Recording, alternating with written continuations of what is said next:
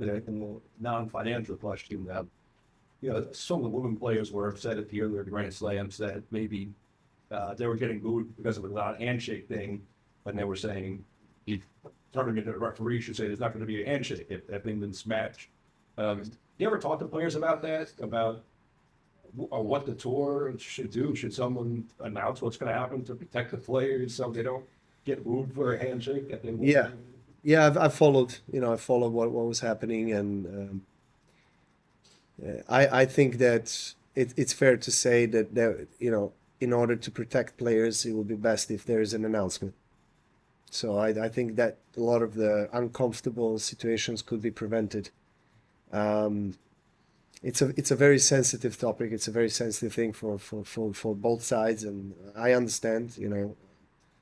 And yeah, I guess in these kind of circumstances, um, the respective tour managers should probably communicate better with players and understand that there might be a situation where or circumstances where players would not shake hands, and then they should try to do something about it to protect the players. But yeah, but again, crowd's reaction differs, from country to country, so you can't really affect whether you're going to get booed or not.